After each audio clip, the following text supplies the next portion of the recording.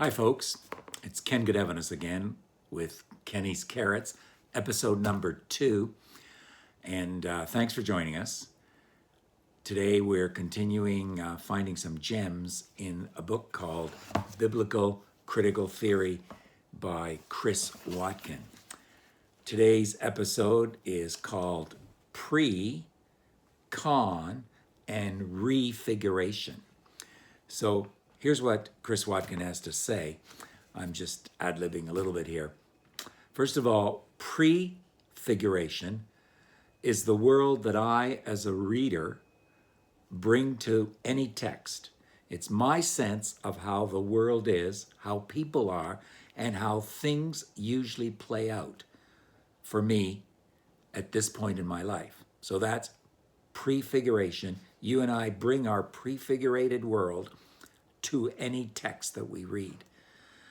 And then comes configuration, and that is the world as seen by the text. This is the way the text that you're studying or reading or taking into or meditating on, with its own figures, its own ideas, tinkers with your prefigured expectations and assumptions, brushing up against, challenging, or reinforcing those prefigurations. So we have the prefiguration that you bring, the configuration that the text provides, and then finally we have refiguration.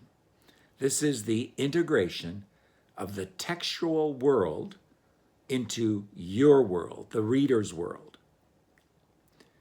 And it is the way in which my sense of my world is nudged by the world I have encountered in the text. Perhaps strengthened or perhaps shaken.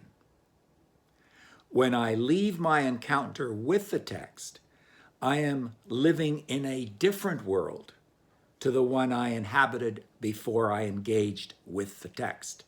Sometimes only slightly different, but on occasion radically transformed. Now, before I close, I want you to think about this. Play it over again if you have to, but I want you to think about this in terms of reading the Word of God. The Word of God, as you come to it with your own text, if you like, your own world, you face the text of the Scriptures, and somehow those two have to be integrated and impact. You can't impact the Word of God, but the Word of God should impact your world. Anyway, that's the tidbit for today. You can get more of these tidbits if you sign up for these tidbits under my YouTube channel, which is called Digging for Scriptural Gems. Hope to see you there, and thanks for joining us today.